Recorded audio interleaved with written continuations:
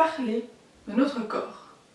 Comment notre corps est constitué, comment toutes les cellules peuvent former nous-mêmes finalement. Prenons ma main. Ma main est constituée de peau, d'os, de muscles et également de nerfs afin de pouvoir envoyer des informations pour bouger. Comment tout cela est-il organisé? C'est exactement ce que je vais vous expliquer.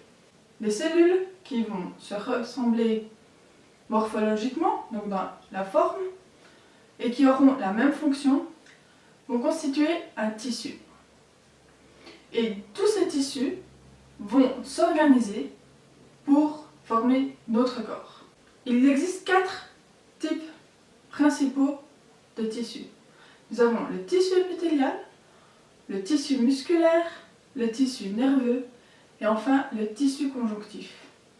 Chacun de ces tissus ont une fonction précise qui va permettre le bon fonctionnement de notre corps. Le tissu épithélial, premièrement, c'est tout ce qui consiste la peau, tout ce qui va former une membrane afin de créer une forme. La plus connue est notre peau, qui recouvre l'intégralité de notre corps. Et nous avons également une forme de peau qui va créer la structure de notre estomac ou de nos intestins, ou encore du fameux tuyau pour avaler ou respirer. Ces cellules ont comme fonction de former une barrière entre différents milieux, une protection contre les premiers dangers, les bactéries, les virus, les toxines. C'est vraiment la première barrière. Tissu musculaire. Donc ce sont nos muscles. Il en existe 3 types exactement. Il y a le type de muscle squelettique, c'est celui qu'on connaît le mieux, celui où on a bien mal après avoir fait du sport, vous savez, les courbatures.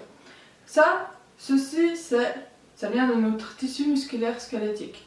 Ce sont tous les muscles qui vont recouvrir notre squelette et que nous allons pouvoir diriger par la pensée, donc volontairement. Un autre type musculaire est le muscle du cœur. Donc là, évidemment, c'est pas volontaire. Je décide pas quand est-ce que mon cœur bat, quand est-ce qu'il bat pas, parce que ça poserait un peu des problèmes quand même. Donc ce type de muscle, il se régule tout seul et sa fonction est vraiment de faire circuler le sang dans tout notre corps. C'est une forme de pompe.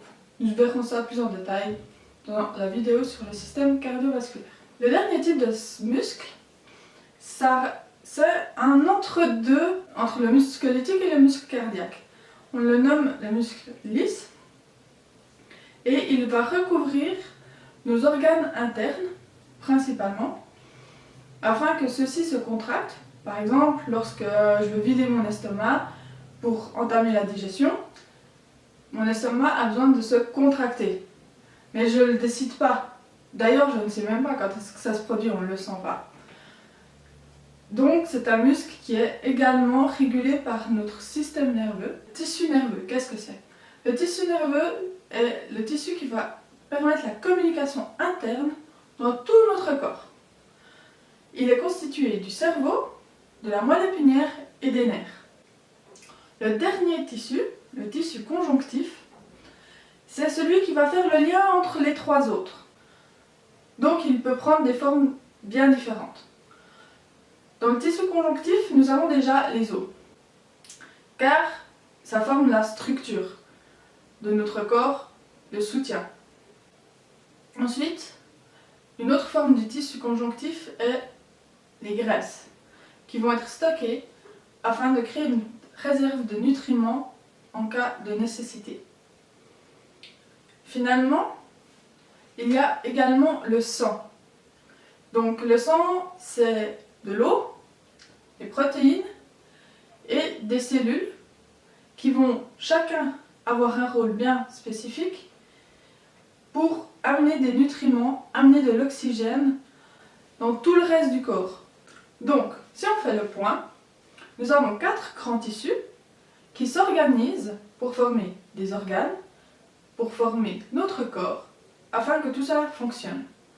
Nous avons le tissu épithélial qui va former la structure, une barrière entre deux milieux. Nous avons le tissu musculaire qui va permettre les contractions et les mouvements de chaque organe.